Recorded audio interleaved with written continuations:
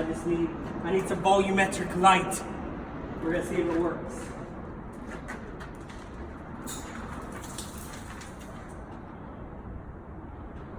It works. It works! That's pretty.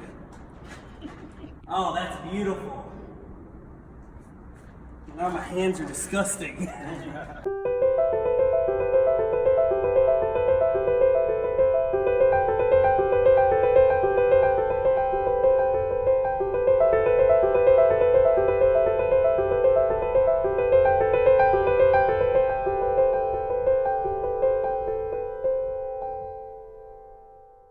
Welcome to part 2 on our series, A Documentary About a Documentary, or A Doc About a Doc, or whatever you want to call it. I'm sure I left y'all with a little cliffhanger there at the end of part 1, so let me tell you what's going on. So Scott was offered a position well over an hour away, doing something that he really enjoyed. So he did leave Seed Creative, but obviously we wish him the best. So that forced us to quickly have to reevaluate the way that we were filming this documentary about a documentary, because we were then down one full-time employee to just me and Adam. So for the remainder of the series, I'll be here to guide you through what's going on the best that I can, using cell phone videos mostly, but then also we were able to capture some really high quality behind the scenes. You'll probably be able to tell which is which. I'll let you take a guess. Maybe there'll be a quiz at the end, I don't know. When we left you, we were in the production phase of our documentary for the Alabama State Bicentennial Commission, and right when Scott left, we were starting to film all of the locations that correlated with the panels of art that Caleb O'Connor, the artist, was creating for the Bicentennial Park. So here you can see we're at Sloss Furnace, and that was one of the first locations that we filmed regarding the panels. And there is my good buddy Jacob Cantrell, who started with me right out of college, and he's freelancing. So with Scott leaving, that did give me the opportunity to reconnect with Jacob and get him to start helping us with that B-roll that we needed for the documentary. All right, we got our final shot. Jacob's leaving. He's leaving me again. Bye, Jordan. See ya. It'll be another year. He just disappeared. Eddie's gone. No more Jacob. I'll never forget you. He's still here though.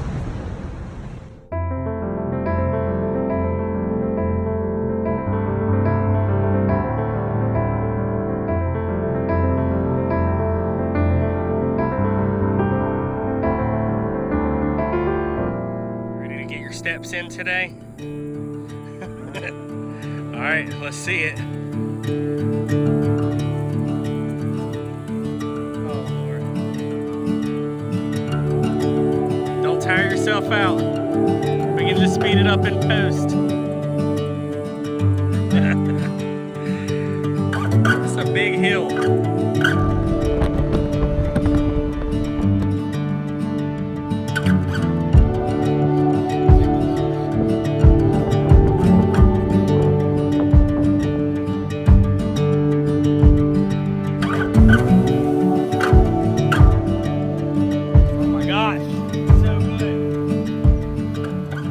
In our pre-production phase, we'd planned a lot of shots, what we wanted when we got to those locations. However, in documentary filmmaking, in filmmaking in general, when you get to a location, sometimes inspiration comes out of nowhere. And so a lot of this documentary truly was, we showed up and we looked at what we had and we made it pretty. Sweet. Feels good. Feels good. What do you think? Feels good, homie. Yeah. Don't crash.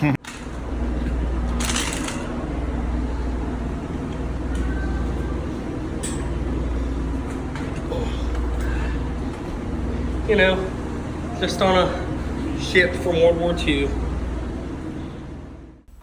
It's unreal. It's sweaty. But we're in the guts. And we got special access. So I was really excited about the fact that we got, as I put it, special access to filming in these areas.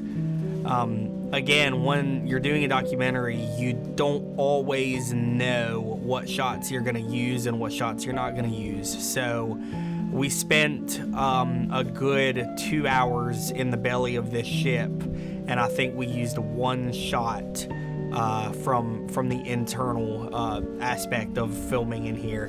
So that was we got a lot of great footage, but sometimes in documentary filmmaking you overshoot, and that's okay. Now we've got a nice full library of inside the USS Alabama.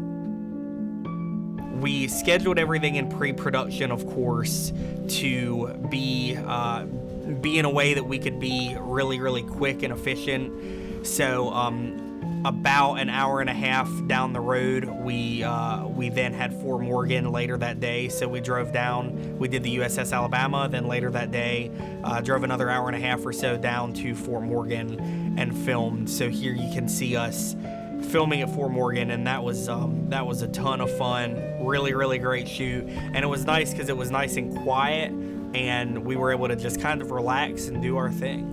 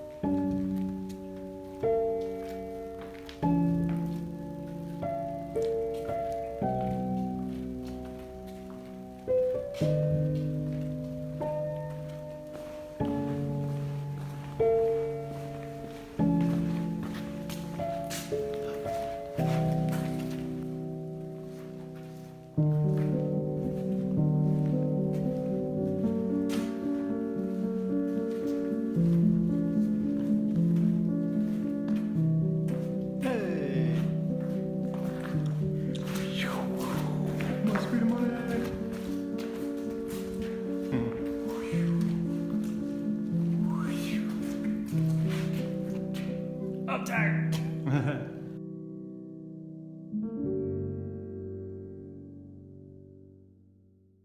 And of course, we love to have fun. So here I am being a total idiot for a social media video, running into the Gulf of Mexico like a moron in slow motion. Enjoy. The ocean.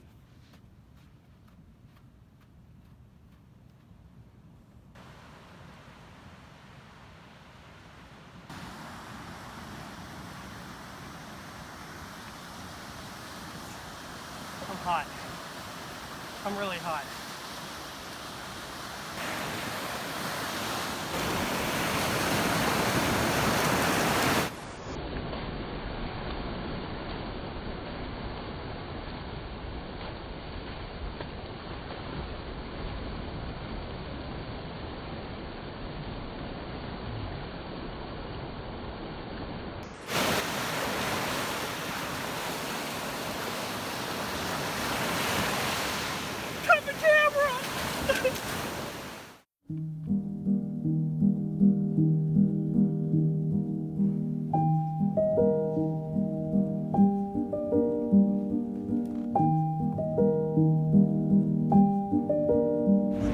Probably just walk, huh?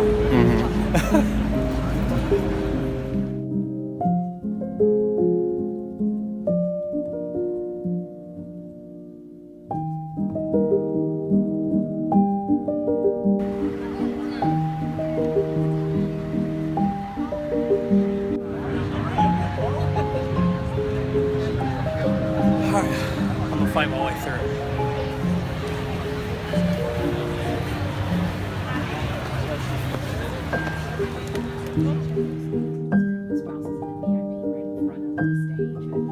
Stuff like that. Alright, get that.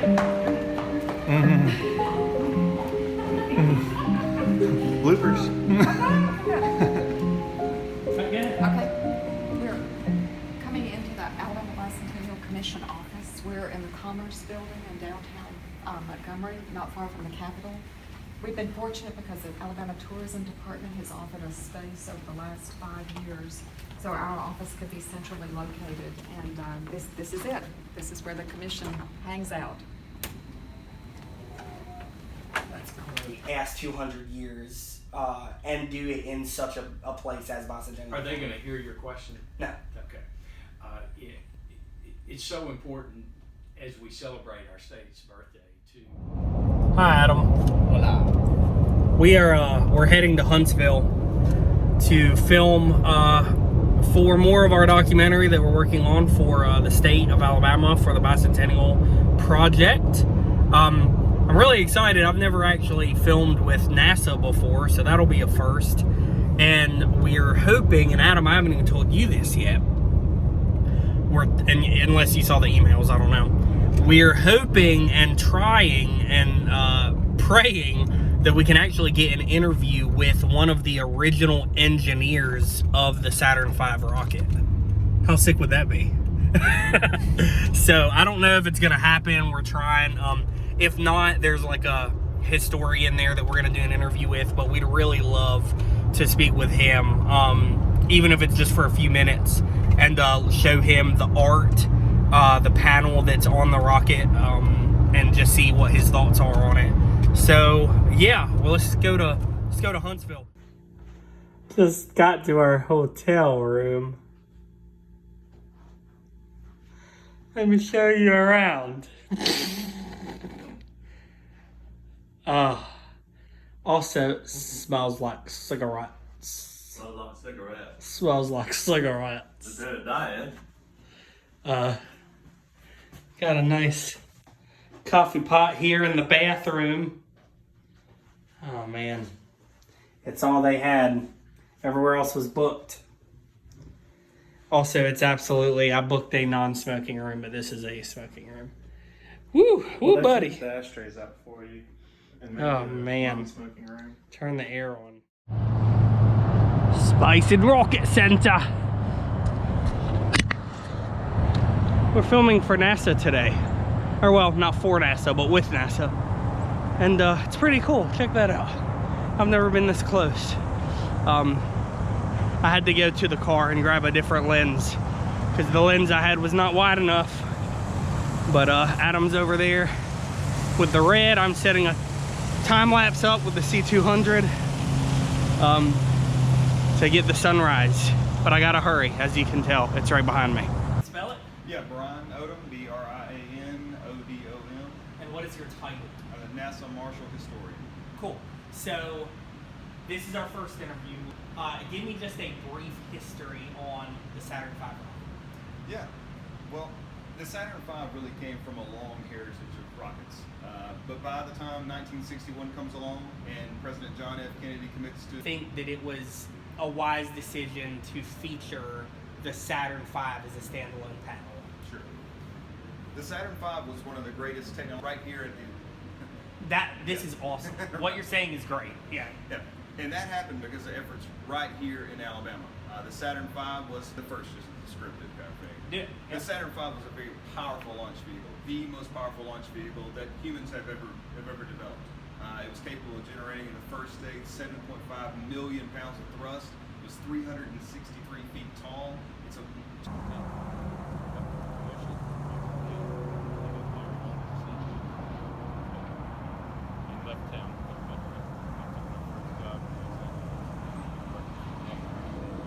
All right, so we just got done interviewing the guy that actually was the project manager and helped, obviously helped in the design of the Saturn V rockets.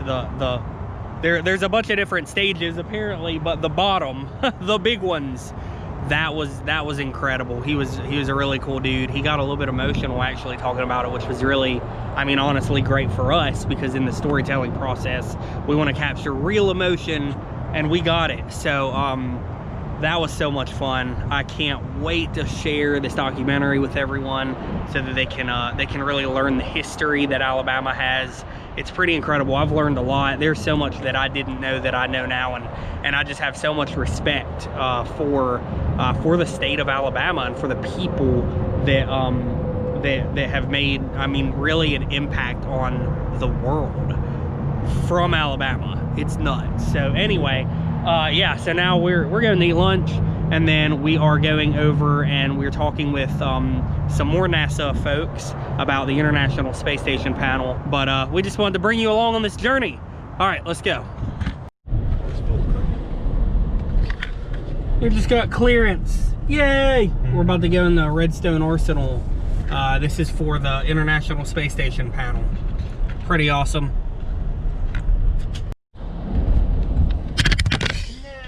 Oh, it's beautiful, mate. Beautiful. Yeah. Hey, man. You have a good day. Thank you. Cool, thank you. Appreciate it. It worked.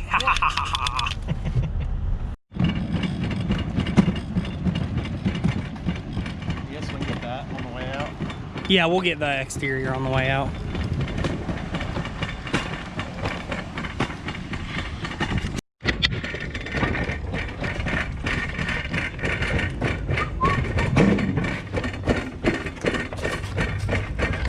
You pull, I'll steer. No, I'm just kidding.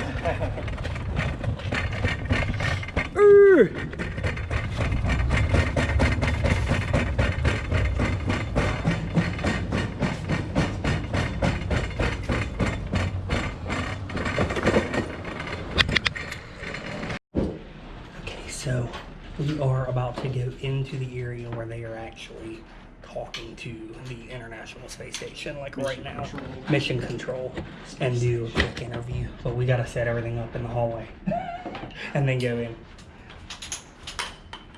Keep your head down just a little bit like that. There's no glare, so we're good. Actually, take like half a step down. International Space Station. So the International Space Station is a world-class scientific laboratory in orbit.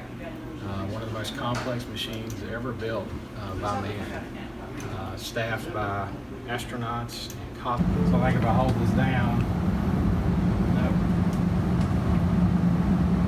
Oh yeah, it's like a short press. and then there's one that takes us, it does all of them now. Wow. And so I'll just touch it and take it off now. I had my training. Or that they don't need, that we don't want to get dirty. Or this is another facility that we managed here in Huntsville. It was actually a partnership with the Europeans. This pulls out. Thank you so much for watching our documentary about a documentary part 2. Obviously, the format has changed, and again, we had gotten into a situation where our third guy got another job and left Seed Creative, so we were forced to document what we could with phones. But that's something that I wanted to make clear, that we felt it was still important to document this. And while we couldn't do it with the best equipment, we do have access to a camera right in our pocket. And so we still wanted to tell this story. So if you have a story, let me be inspirational here at the end of a doc part 2. There will be a part 3 about post-production. But before we go, you have the tools. If you're watching this video, you probably have a smartphone.